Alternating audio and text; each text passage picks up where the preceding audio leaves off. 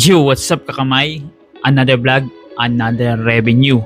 So for today's video, alam ko mga kamay na marami ang nag-aabang nito at nagantay kung sino ba ang nangunguna at kung kaya pa ba habulin ang number 1 at kung ilang vlog pa ang kailangan nilang gawin para sila ang maging top 1 or maungusan nila ang top 1. So right now, kayong mga audience or viewers ay blanco kung sino na ang nangunguna sa ating listahan.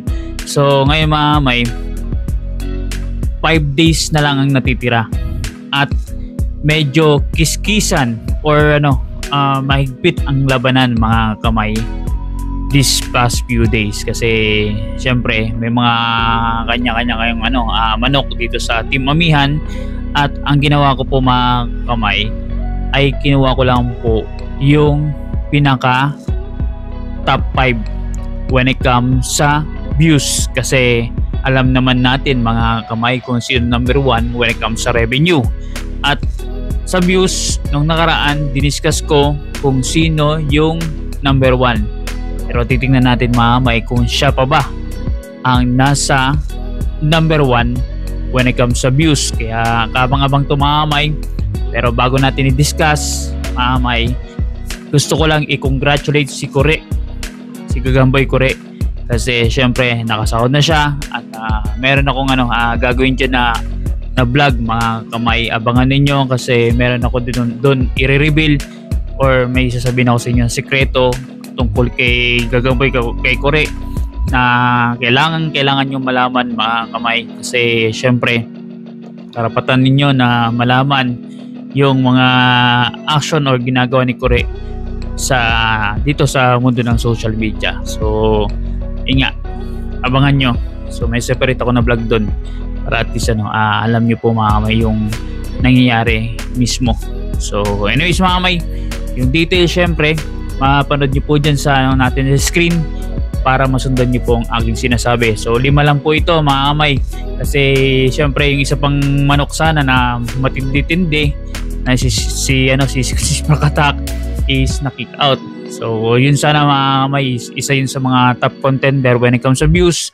Kaso lang yun nga, hindi siya nakapagpasa, out of contention na po siya. So dito na tayo mga kamay.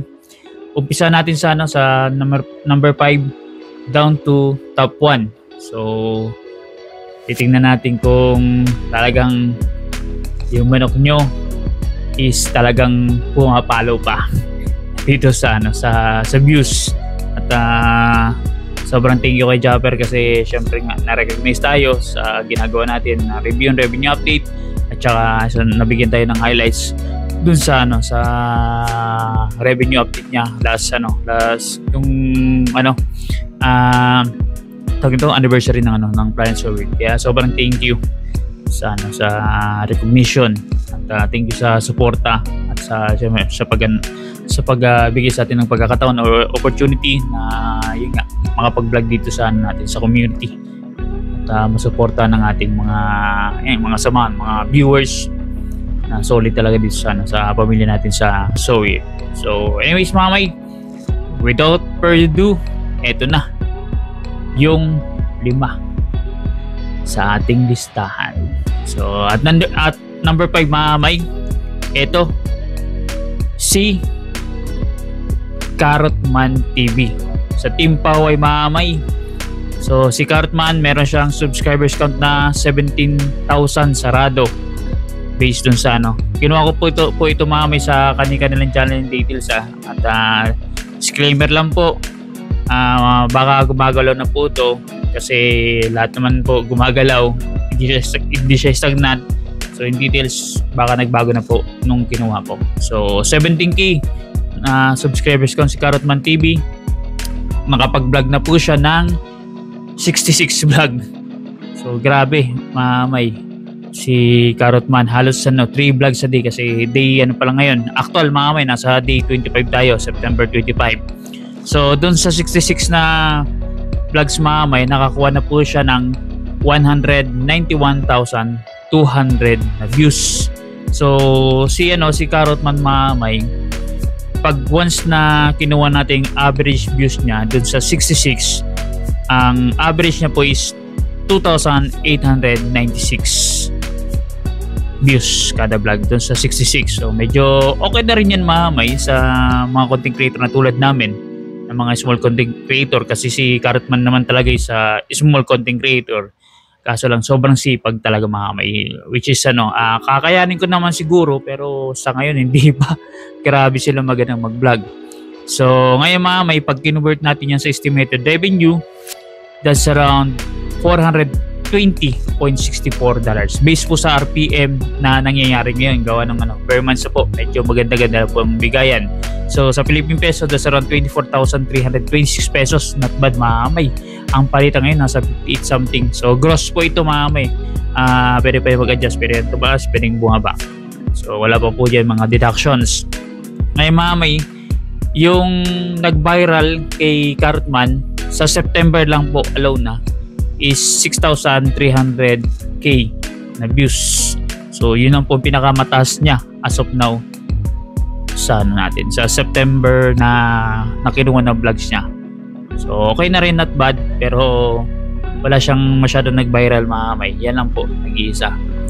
So mamaya natin i-discuss mamay yung may summary ako. So abangan niyo po sa sa dulo kung paano nila kung magkano or ilan ang deficit nila at ilang vlog ang kailangan nila para maging sila top 1. So itong apat, kasi number 1 hindi natin pwedeng ilagay kung nasa top 1 na.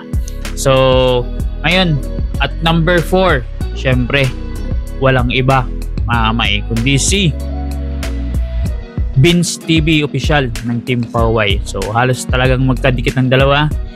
40.6k na subscribers count si Vince TV, si Bay.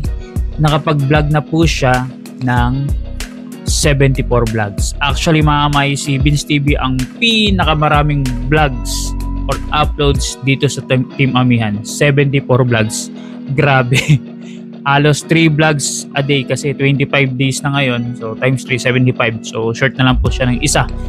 May grabe si Vince TV sa welcome sa pag-upload. Parang si talaga, Kuya Noli. Kaya good example si Kuya Noli. At napanood ko yung vlog ni Kuya Noli na in-interview ni Kawakwak. Grabe, umiyak doon si Kuya Noli. Baga tulo uhog. Shoutout kay Kuya Noli Grabe, what experience pa sa kanya. So 196,924 ang views, total views ni Vince TV sa 74 vlogs. Nag-average po siya ng 2,661 views kada vlog dun sa 74 vlogs niya. So medyo okay din naman mamay, at considered naman si Vince TV na parang small YouTuber pa rin. So kumbaga meron natas na views, pero average talaga, hanggang dun lang muna sila as of now. $433.23 ang estimated revenue natin sa kanya mamay, based sa RPM na natin dinisign sa kanya. Ito estimation lang po mamay At pag convert natin yan sa Philippine pesos, that's around 25,054 pesos. Gross po yan. Ngayon, ang nag-viral kay Vince TV this September is umabot po ng 8,500k na views. So isa po yan. At hindi na po nasundan mga kamay. So not bad mamay, kasi as a small YouTuber okay na po yan. Pero pag mapagbibigyan ka na mas malaki, 20,000, 30,000, 50,000, 100,000, 1M, why not, di ba? Mas mas talagang advantageous sa amin. So next mga kamay, lapit na, dito na tayo sa top 3. So at number 3 mga kamay, walang iba kundi si ang guest ni Jabber Sniper, si Hana Dalagang Probinsyana. At yun nga, medyo nag-effect ng niya, yung paliko-ligo, kasi nandun siya sa lampas sa top 5. So nasa number 3 na po siya mga kamay. 176k na subscribers count. Nakapag-vlog na po siya ng 31 vlogs. So halos daily vlog siya or nag-exceed sa daily vlog si Hana. Pero hindi siya tulad niya no, ni na Vince tsaka ni Cartman na sobra-sobra mga kamay when it comes sa pag-upload. Sobrang lipit ng effort. Ngayon, ang nakuha na views ni Hana is 251,000 na views. Ngayon si Hana mga kamay, nag-average po siya ng 8,096 views sa kada vlog dun sa 31 vlogs niya po. So not bad mga kamay kasi si Hana is hindi na siya small YouTuber na considered, nasa pagitna na po siya as of now based sa estimation natin mga kamay, sa assessment natin. Ngayon mga kamay, pag kinonvert natin yung sa estimated revenue, that's around $627.50 sa Philippine peso, 36,288 pesos. Ngayon, ang pinakamalaking views ni Hana sa kanyang channel this September, grabe, plural ano. This September is umabot po ng 36,000k na views. So, and counting pa po yan mga kamay. Gumagalaw pa po yun. Sabi ko nga, ito yung isa sa mga delikado mga kamay when it comes sa views si Hana kasi anytime soon at hindi pa rin na nako-close yung yung buwan, pwedeng merong mag-viral. Tulad dito mga kamay, nagulat tayo, merong biglang nag-pop up na views na malaki. So, yun po. Kasi sabi ko nga before na meron na po tong multiple na na views na sobrang lumampas ng 1M may. At may mga series din na less than 1M pero 900,000, 500,000, 400,000, grabe mahamay. Kaya deadly to si Hana when it comes sa views. Kaya doon po siya may katindi. Kumbaga silent crawler. Next tayo mahamay. Ito, down to 2 na lang. So which siguro sa inyo marami nag-aabang kung sinong nasa number 2 at number 1. So ito na, i-broadcast na po natin. At number 2 may walang iba kundi si Hazel Aguila Kapakpak. So yun po, nasa number 2 pa rin si Kapakpak at meron na siyang 45.2k na subscribers count. So talagang tumaas ng 2,000 plus yata ang subscribers count ni Kapakpak at nakapag-vlog na po siya ng 42 vlogs mga kamay. Grabe, halos twice na vlog in a day. So grabe ang effort ang ginagawa ni Kapakpak at nakikita nyo naman po kung nasan siya ngayon.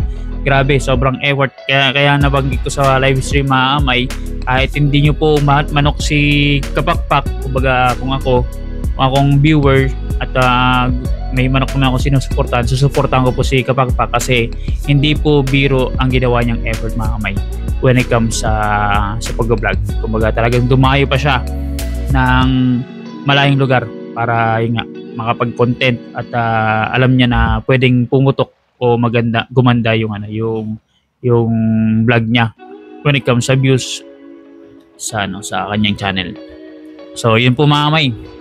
At regarding sa views mga kamay, yung total views ni Kapakpak as of now is 361,637 views mga kamay.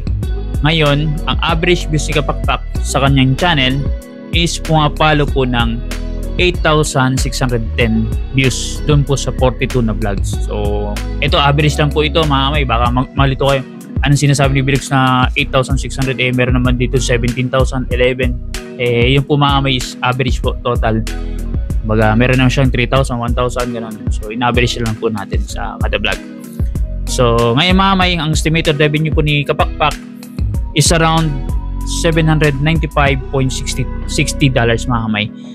So, ngayon, when it comes naman mga kamay sa revenue ni Kapakpak, kung mapapansin nyo, nandun siya sa dulo sa revenue update.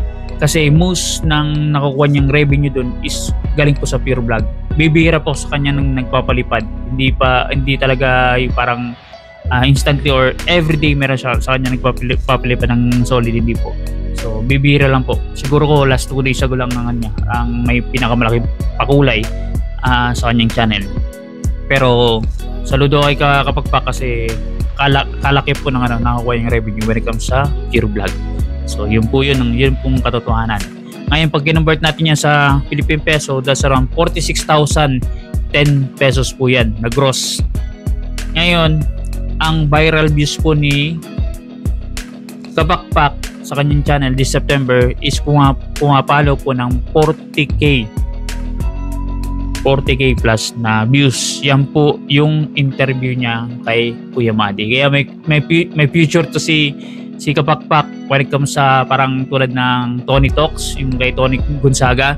So ipagpatuloy mo yun kasi ganda ng engagement when it comes sa ganong parang hazel talk, so interview sa mga content creators, siguro sa mga individual na pwede mong ma-interview na baka mga kilala dito sa social media, siguro mga artista, mga rapper, ganun. Kayang-kaya kasi magaling siya magbato ng mga question, saka yun nga, makipag-engage dun sa in-interview niya mismo. So ganun pong nakita ko kay Kapakpak. So anyways mga may, yan pong number 2 si Kapakpak, syempre ang number 1 at syempre inaabangan nyo, walang iba kundi si Kangiti, si Step Official Vlog. Siya pa rin po ang number 1 at titingnan natin sa dulo mga may kung ilang deficit tong 4 na nabanggit na natin, yung natapos natin banggitin. So banggitin muna natin kay Kangiti. Si Step Official Vlog, meron siyang 41k na subscribers count. So umuusad na po ang subscribers count ni Kangiti, 41 na. Dati napako yun sa 39. Nadagdagan siya ng halos 2k po. May. So 46 na vlog ang nailabas na po ni Kangiti sa kanyang channel. So halos twice a day siya nagbo-vlog.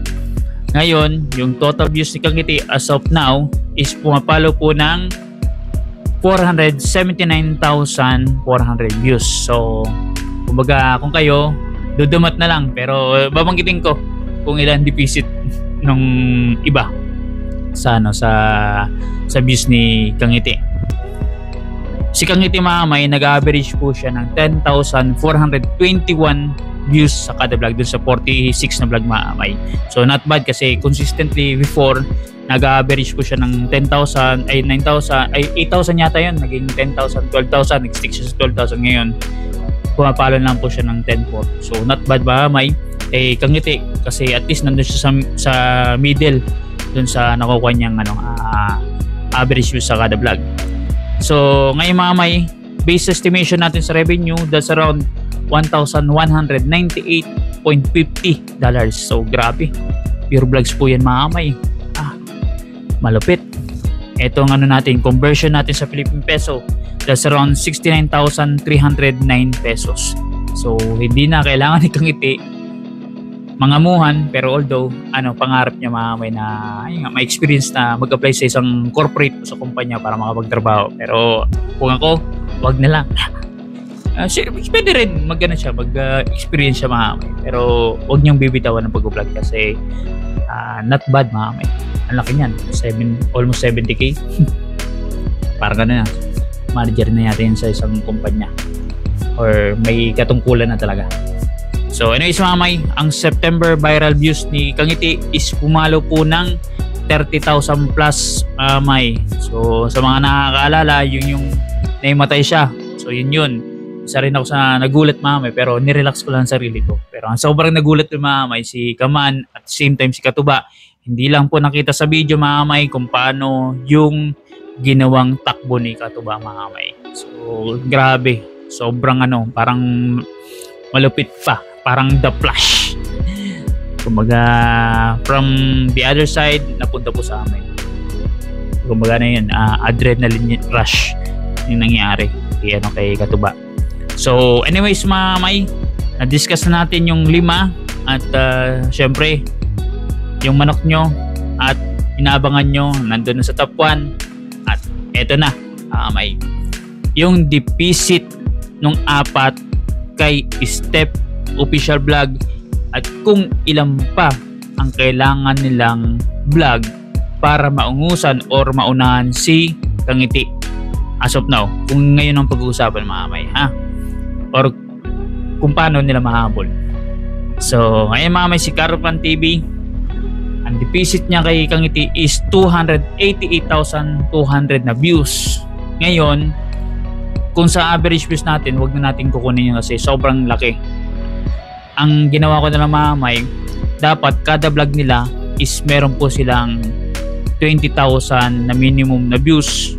So para mahabol nila si Kangiti, ilang vlog ba ang kailangan? So sa 20,000 na vlog ay 20,000 na views sa kada vlog, may kailangan ni Carrotman ng 15 na vlog na tigda 20,000 na views para mahabol po si Kangiti. So 20 times 15. So nasa 350. So nangungusan na kasi 288 lang po ang deficit niya kay Kangiti. Kailangan mas malaki pa doon kasi umuusad si Kangiti eh. So anyways mga may, ganun po ang computation natin. Next mga may, kay Vince TV, ang deficit niya kay Kangiti is 282,476. So kailangan din niya ng 15 na minimum na 20,000 na views sa kada vlog. So 15 rin mga may. Si Hana is ang deficit niya kay Kangiti is 228,400 na views. So kailangan ni Hana ng 12 na vlog na minimum 20,000 views para maungusan o maunahan niya si Kangiti maamay. So kumbaga posible pa naman at basta posible maamay kasi hindi pa nang ganun nagsasaray yung buwan eh. Diba? Yun talagang pinaka bottom line dyan. So anyways maamay, ito si Kapakpak, si Hazel Aguila, ang deficit niya kay Kangiti is pumapalo po ng 117,763 na views mahamay. So kailangan ni Kangiti ay ni Kapakpak ng 6 na vlogs na minimum 20,000 views para maungusan or maunahan niya at siya ang maging number 1 dito sa team Amihan when it comes sa views mahamay. So kumbaga everything is possible. Sabi ko nga hindi pa tapos ang buwan. And anytime soon may mga previous vlog nila na naka-upload na, tapos yung upcoming nila na upload is baka pwede pa or isa sa kanila meron talagang mag-viral na views doon. Kasi hindi posible yan may. Baka magulat tayo, magulang lang tayo na may isang vlog na si Kamuning na wala dito sa listahan, naging nag-million views. Siya ang panalo when it comes sa views kasi mahirap na habulin yun, 1M yun eh. So kumbaga tatalo siya sa number 1 spot kasi na Daddy Ohms, tas yung hindi natin discuss tong Chong Lees mahamay. So yun po mahamay ang pinaka reality dito sa social media. So anything's possible, basta tuloy-tuloy lang, hindi never give up and sipagan lang mahamay. So yun naman laging tinuturo at in-advise ni Japper mahamay kasi pag nagtuloy-tuloy ka, inayos mo at nag-create ka ng content at kung pwede yung mas marami, hindi mas magandang tatakin or magiging output ng mga channel natin. So that's it mga may. Abangan nyo yung vlog ko kay Kore kasi doon natin sasabihin i-reveal mga may yung hindi lang yung sahod, basta meron akong sasabihin sa inyo na importante talaga. So dito sa vlog natin, alam niyo na, don't skip ads sa mga content creators na tulad ko, mga sinusuportahan nyo. Huwag po kayo mag-skip ads kasi alam niyo na, diyan po kami kumikita. So sobrang thank you sa mga manood at sa mga bagong subscribers natin at magsusubscribe pa lang. Sobrang thank you sa suporta nyo. Hindi dahil sa inyo wala kami dito sa inyong harapan na nagko-continue na nag-earn dito sa social media. So salamat po. See you around.